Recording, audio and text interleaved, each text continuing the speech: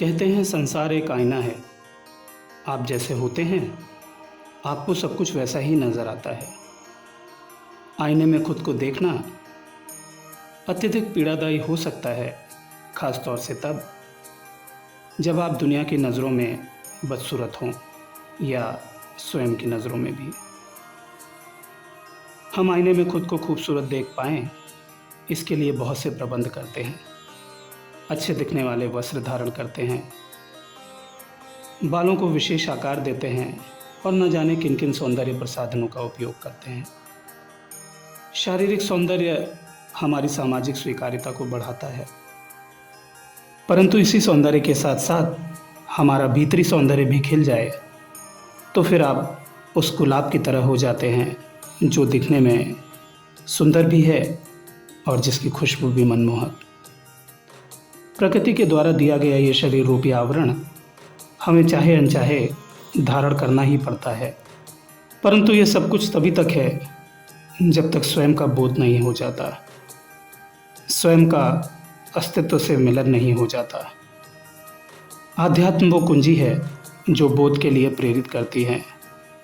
आध्यात्म व्यक्ति को आईना दिखाता है, इसलिए नहीं कि तुम्हारी सुंदरता और तुम्हारी बदसूरती से उसे कोई फ़र्क पड़ता है या उसे कोई लेना देना है, बल्कि आध्यात्म कहता है दर्पण को देखते भर रहो, खूब देखो, जी भर के देखो, ना अपनी खूबसूरती पर इतराओ और ना अपने कुरूप होने का दुख पालो, सिर्फ और सिर्फ दर्पण को देखो।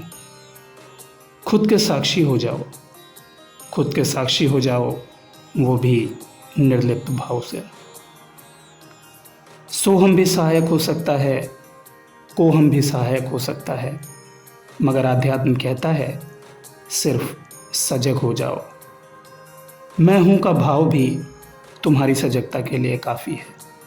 जाहिर सी बात है कि अगर आध्यात्म तुम्हें दर्पण दिखाने का काम करता है, अगर आध्यात्म तुमसे साक्षी होने की बात करता है, सजग होने की बात करता है, तो आध्यात्मवेत्ता पुरुष भी वही करेगा। ऐसे ही एक महान आध्यात्मवेत्ता थे मुनि अष्टावक्र। नमस्कार दोस्तों, मेरा नाम है रवि। आपका स्वागत है हमारे चैनल आयाम इंडिया में। सिद्धों की परंपरा में आज हम बात करेंगे मुनि अष्टावक्र की। ऋषि उद्दालक एक पहुँचे हुए ऋषि थे जिनके पास कई शिष्य वैदिक ज्ञान अर्जित करने के लिए आते थे। उन्हीं शिष्यों में एक थे कहोड़। उद्दालक कहोड़ को बहुत पसंद करते थे और इसी कारण उन्होंने अपनी कन्या सुजाता का विवाह कहोड़ से कर दिया। सुजाता जब गर्भवती हुई तो एक ऐसी उच्च कोटि की आत्मा ने गर्भ में प्रवेश किया जिसने गर्भ में रहते हुए ही उच्चतम ज्ञान हासिल कर लिया। एक दिन कहोड़ ऋषि जब वेद पाठन कर रहे थे तब गर्भस्थ शिशु ने पिता से कहा कि वे वेद उच्चारण में 8 गलतियां कर रहे हैं। कहोड़ इस बात से बहुत क्रोधित हुए और अपने पुत्र को, जो कि अभी गर्भ में ही था, श्राप दिया कि चूंकि तेरी बुद्धि वक्र है इसलिए तू 8 जगह से वक्र पैदा होगा। इस घटना को विशेष महत्व न देते हुए सुजाता ने अपने पति कहोड़ को मिथिला जाने के लिए प्रेरित किया ताकि भविष्य में उत्पन्न होने वाली संतान के अच्छे भविष्य के लिए अर्थोपार्जन किया जा सके। जब कहोड़ ने राजा जनक के समक्ष धन की याचना की तो राजा जनक ने उनके समक्ष आचार्य बंदी से शास्त्रार्थ करने की शर्त रखी, जिसके एवज में जीतने पर पुरस्कार और हारने पर जल समाधि का प्रावधान था। आचार्य बंदी जो स्वयं वरुण पुत्र थे, वो वेदों के प्रकांड ज्ञाता थे। आचार्य बंदी और कहोड़ में शास्त्रार्थ हुआ और कहोड़ हार गए। उन्हें जल समाधि लेनी पड़ी। इस घटना के बाद ही अष्टावक्र का जन्म हुआ, जिनका शरीर 8 जगह से टेढ़ा था।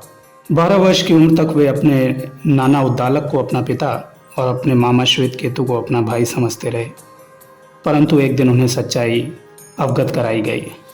सच जानकर उन्हें बहुत धक्का लगा। वे अपने मामा श्वेत केतु के साथ आचार्य बंदी से शास्त्रार्थ करने के लिए चल पड़े। जब वे राजा जनक के राज्य में पहुंचे तो द्वारपाल से अपना मंतव्य कह सुनाया। द्वारपाल ने उन्हें बहुत समझाया, उसने कहा कि तुम्हारी उम्र अभी कच्ची है, आचार्य बंदी से शास्त्रार्थ के लिए अभी और पढ़कर आओ। परंतु अष्टावक्र के तर्क और दलीलों के चलते आखिरकार उन्हें भीतर प्रवेश मिल ही गया। जब अष्टावक्र जी ने राजा जनक की सभा में प्रवेश किया तो वहां पर उपस्थित सभी जन उनकी शारीरिक अवस्था देख जोर जोर से हंसने लगे। बहुत आश्चर्य, स्वयं अष्टावक्र भी जोर से हंसने लगे। राजा जनक ने उनसे पूछा कि बालक तुम क्यों हंसते हो? अष्टावक्र ने कहा, राजन, मैं देखता हूं कि आपकी सभा में सिर्फ चमारों की उपस्थिति है। राजा ने आवेश में कहा कि इसका मतलब क्या हुआ? अष्टावक्र बोले, जो लोग मेरी आत्मा और मेरे ज्ञान को नहीं देखते, जो सिर्फ मेरी चमड़ी में रुचि रखते हैं, उन्हें भला मैं और क्या कहूँ। सभा में मौजूद सभी लोग अष्टावक्र की बात से लज्जित हुए। इसके बाद अष्टावक्र मुनि ने आचार्य बंदी से शास्त्रार्थ की इच्छा राजा जनक के समक्ष रखी। राजा जनक ने उन्हें वह शर्त बताई कि हारने की स्थिति में आपको जल समाधि लेनी होगी। आखिरकार बंदी और अष्टावक्र के बीच शास्त्रार्थ हुआ। शास्त्रार्थ में आचार्य बंदी की हार हुई। अष्टावक्र ने कहा कि यह हार गया है, इसलिए इसे भी जल समाधि दी जाए। इस पर बंदी ने कहा कि मैं स्वयं वरुण पुत्र हूँ और मैंने सभी शास्त्रार्थ में हारे हुए ऋषियों को अपने पिता के लोक पहुंचा दिया था ताकि उनका यज्ञ पूर्ण हो सके। अब वो यज्ञ पूर्ण हो गया है, इसलिए मैं सभी ऋषियों को वापस प्रकट कर देता हूँ। जल समाधि लेने वाले सभी ऋषि वापस प्रकट हुए और साथ में थे अष्टावक्र के पिता कहोड़। कहोड़ अपने पुत्र से बहुत प्रसन्न हुए। उन्होंने अपने पुत्र को शाप मुक्ति का उपाय सुझाया, जिसके बाद अष्टावक्र मुनि शारीरिक तौर पर एकदम सही हो गए। मुनि अष्टावक्र के द्वारा गर्भ में रहते हुए पिता की वेदोक्त उच्चारण की गलती को इंगित करना, शास्त्रार्थ में आचार्य बंदी को पराजित करना, अपने पिता को वापस जीवित कराना और अपनी वक्र देह से मुक्ति पाना महत्वपूर्ण है भी और नहीं भी। महत्वपूर्ण इसलिए क्योंकि जब हम ऐसी घटनाओं के विषय में पढ़ते और सुनते हैं तो हम आध्यात्मिक पराकाष्ठा से प्राप्त होने वाले जीवन और चरित्र का ज्ञान होता है। महत्वपूर्ण नहीं इसलिए है क्योंकि अष्टावक्र अपने सीधे बिंदु पूर्वक वचनों से ज्ञान अमृत की ऐसी वर्षा करते हैं जो कि आध्यात्मिक जिज्ञासुओं और पिपासुओं के लिए मोक्षदायी साबित होता है। मुनि अष्टावक्र के जीवन का सबसे महत्वपूर्ण बिंदु राजा जनक से मिलना है, क्योंकि राजा जनक उनके समक्ष आत्मज्ञान के सच्चे जिज्ञासु के रूप में मिलते हैं और जिज्ञासावश पूछे गए प्रश्न आध्यात्म वेताओं के लिए बहुत कल्याणकारी हैं। अष्टावक्र गीता एक संक्षिप्त ग्रंथ है जो कि बहुत संक्षेप, बिल्कुल सीधे साधे और मुखर तरीके से आत्मज्ञान के लिए प्रेरित करती है। राजा जनक द्वारा पूछे गए सिर्फ 3 प्रश्न और उनके उत्तर में जो मुनि अष्टावक्र ने कहा, अगर हम गहराई से सिर्फ उसका ही चिंतन मगन कर लें तो हमारे जीवन की आध्यात्मिक स्थिति में आमूल चूल सकारात्मक परिवर्तन हो सकता है।